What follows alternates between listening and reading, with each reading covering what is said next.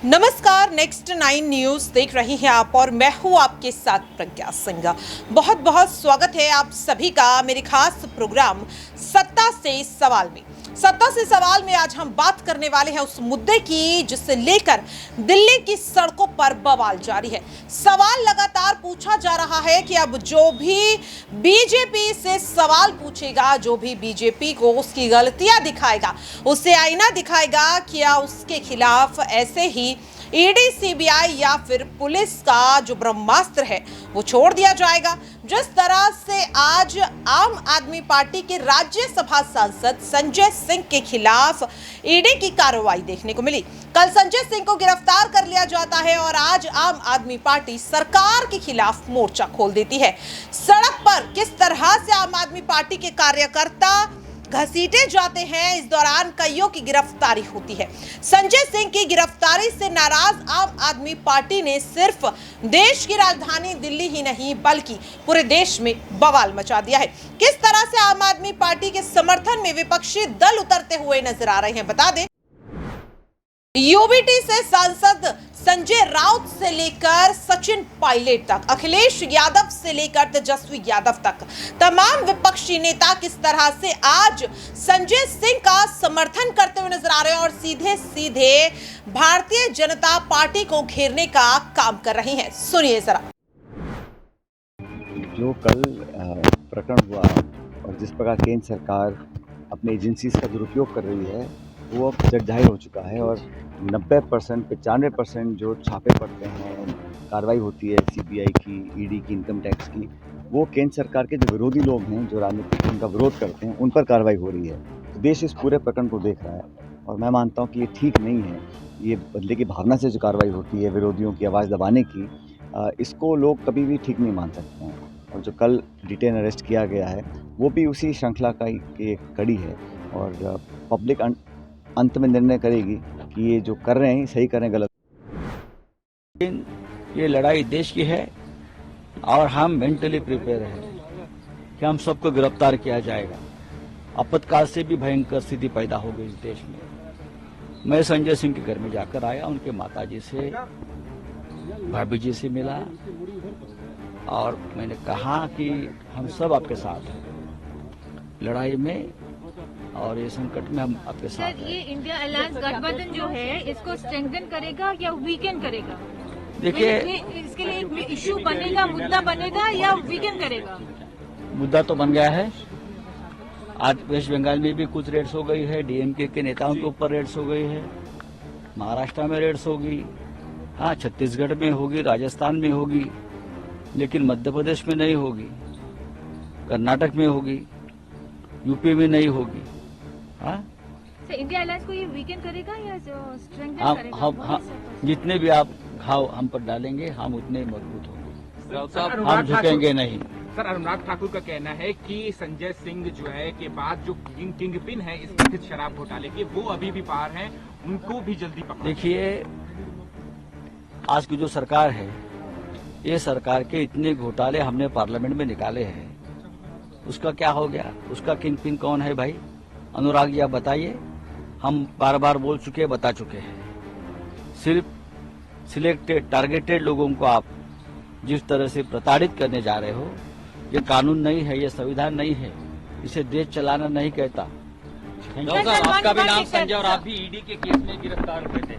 हम गिरफ्तार हुए हैं, हम लड़ाई की है और हम वापस आए हैं और हम लड़ते रहेंगे। सर, बीजेपी का ये भी कहना है कि संजय सिंह के घर से कुछ इस तरीके के दस्तावेज मिले हैं जो कि काफी आम आदमी पार्टी के ऊपर तक की चेन के हैं। मैं संजय सिंह को पहचानता हूँ, आज से नहीं पहचानता हूँ। जब वो राजनीति में नहीं थे तब से मैं उनको पहचानता हूँ। ये सब झूठे जो आरोप होते हैं ना, ये बंद कर दीजिए। पवन कल्याण की पार्टी सर एनडीए से बाहर हो गई है टीडीपी को बचाने के लिए। मुझे दुख है इस बात का कि सरकार को ये लगता है कि जो खिलाफ है उसको गिरफ्तार कर लो, राजनेता है उनको गिरफ्तार कर लो, पत्रकार हैं उनको गिरफ्तार कर लो। एक ही दिन सोचिए, पत्रकारों की भी गिरफ्तारी हुई और फिर संजय सिंह आप पार्टी के नेता, उनकी भी गिरफ्तारी हो गई ईडी की तरफ से। बीजेपी ये समझ ले, इनके खिलाफ 100 करोड़ लोग हैं। इस बार जब 2024 का चुनाव होगा तो 100 करोड़ लोग इनके खिलाफ हैं। क्या ये 100 करोड़ लोगों को गिरफ्तार कर लेंगे? इस बार यही भारत की जनता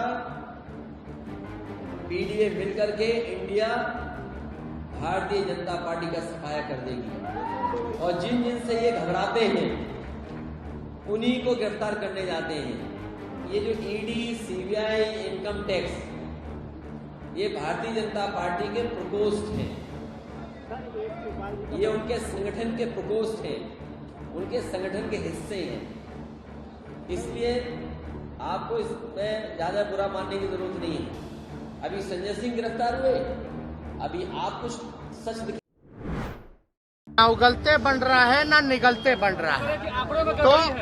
तो ये तो न्यूज को सुन लीजिए, न्यूज को डाइवर्ट करने के लिए कल की पत्रकार उर्मिला जी को उठा लो, आज आम आदमी पार्टी वाले को उठा लो, और आने वाला दिन, क्योंकि बिहार में जाति आधारित गणना हो गई है और ये बैकफुट पे चले गए हैं, तो अब इनका प्रयास होगा कि झारखंड में भी रेड मारो, यहाँ भी बिहार में भी आने वाले समय पे कार्रवाई करेंगे, लोगों को तंग करेंगे।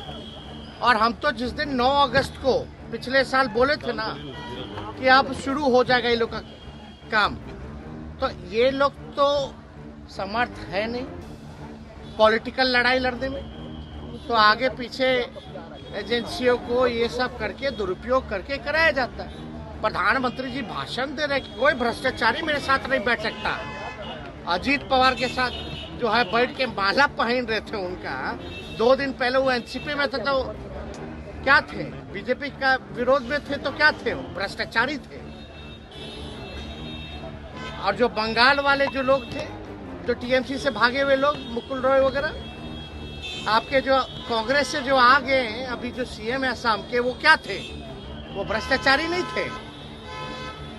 जो महिलाओं का शोषण कर रहे हैं, महिलाओं पहलवान का, उनके पार्टी के एमपी है, कोई कार्रवाई नहीं की जा रही है। तो भ्रष्टाचारी या बलात्कारी साथ बैठा हुआ है, भाषण में बोल रहे कि कोई किसी की हिम्मत नहीं है। ये दोहरा चरित्र। तो आने वाले समय में देखिए, चुनाव जैसे जैसे नजदीक आएगा, और खास तौर पे बिहार ने जो एग्जाम्पल सेट किया है कास्ट बेस्ड सर्वे का, तो यहाँ तो बिहार में विशेष तौर पे इन लोगों का ध्यान रहेगा, लेकिन कुछ होना नहीं है। बात समझ लीजिए, कुछ होने वाला नहीं है, क्योंकि दम नहीं। किस बात का? अरे भाई, हम तो 17 से देख ही ना रहे हैं और बचपन से भी देख रहे हैं। आपको और तंग करता है ना? अरे तंग करेगा तो जितना आदमी उतना पकेगा, तो जितना उससे कोई फर्क नहीं पड़ने वाला है। हालत वाकई में तंग तो वो लोग हो रहे हैं, डरे हुए तो वो लोग हैं। तो तो देखा आपने और सुना भी कि किस तरह से साफ तौर पर चाहे सचिन पायलट हो या फिर यहाँ पर संजय राउत, तमाम नेता यही कहते हुए नजर आ रहे हैं कि भारतीय जनता पार्टी जिस तरह से तानाशाही कर रही है अब ये ज्यादा समय तक टिकने वाला नहीं है। क्या वाकई में संजय सिंह की गिरफ्तारी के बाद अब भारतीय जनता पार्टी की उल्टी गिनती शुरू होती हुई नजर आ रही है?